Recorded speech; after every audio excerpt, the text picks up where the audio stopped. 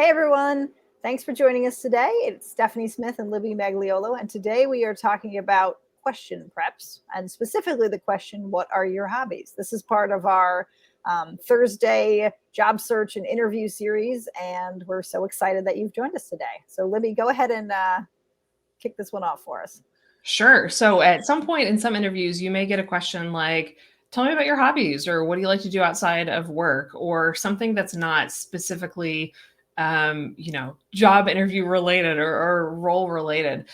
So a couple tips on how to answer this one. We've made the comparison before that an interview is a lot like a first date, that you're kind of like presenting the best version of yourself.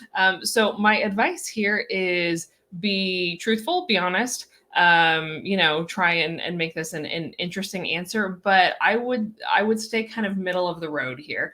So I would stay away from anything crazy political or anything that might put off an interviewer. You kind of want to stay middle of the road. I once had a candidate tell me that she was the world's biggest Sex and the City fan, and I wasn't a huge fan of that answer. Just think about how an interviewer may react. So, like I said, just kind of straight down the middle. So, but be truthful. Something that you can ask follow-up questions or have a conversation about. You don't want to try and pitch something that your interviewer is interested in. Be truthful. They really are trying to get to know you. And so the best thing that you can do is actually reflect yourself and talk about what you find interesting. You also don't have to make this be about the job. You don't have to say, I love writing SQL queries in my spare time. If you do, that's fine. But if you really love gardening or cooking, or you're super involved in a volunteer organization, or whatever else in between, just say those things. Those things add a lot of color and depth to you, and talk about who you are and what's important to you as a human outside of writing SQL queries for 40 hours a week. So don't be afraid to actually show some of your true self in those answers. Also, just know that you may get questions like this. I've been asked, tell me what you're reading right now, or what's the last great movie you watched, or whatever. So same advice applies, that just be truthful, be yourself, and stay a bit middle of the road, and you'll do yourself a favor. So Stephanie, what about you? What would you add to this?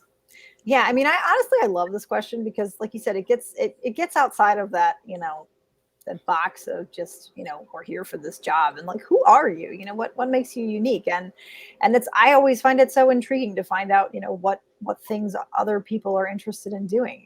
I know someone who like kind of raced these restored older cars, and I never would have known that about that person. I will say I am not a fan of the television series Answer. Um, I want to know what you're doing. I don't want to know what you're sitting and watching. Yeah. It's a phrase we use a lot in my house. We don't use screens too much with my kids, and I always tell my children, like, we live life, we don't watch it. And so I might be a little biased on that front, but there are so many things in the world to do, and so many interesting things to do, and I love learning about other people, and I think it says a lot about them. I shared previously on LinkedIn that when I was interviewing with public accounting firms, I was training for the Philadelphia Marathon, and I was training in large part so that I could talk about it on the interviews, which might be a little crazy, but it's true. Because it's something you have to plan out your training schedule. You have to commit to this time. It's hours every week, and it's a hard thing to do. So it says a lot about you as a person that this is something that you're willing to do. And if I absolutely hated running, I would not have done it. Like, I do enjoy exercise and being outside, and I ran all the streets of Philadelphia and got to know all the neighborhoods. And it was really cool to be able to talk about those things, and just share a little bit about myself and what I do, outside of work. So yeah, I think there's a lot to this question. People genuinely want to know about you. But I want to know about you, not about what television show you're watching. to be blunt. If you were what book you're reading, that could be interesting. I like that. So if you were asked this question today, what would you answer? What would I answer today? Yes. What are my hobbies? And then I guess this is the other side of it too. So if you're a working parent and you're like, I don't have time for hobbies, I think that's okay. Like, like what things, interest you. Yeah. What are you able to do in your spare time? So maybe you're not a member of your running club anymore or whatever, but like, I am really into gardening and making the best use of my space and trying these new different things. And I, recently put a bunch of spores in some logs and see if I get shiitake mushrooms. Like, so I mean, I would answer about just sort of those things. Like, yeah, I love gardening. Here are the things that I'm trying this season, and here's what I did last season. And it's been really fun to see things grow. Short and sweet, if someone cares about gardening, they can ask me more about, the shiitake mushrooms, which by Right. the way, I have not seen any yet. So who knows if that's going to work.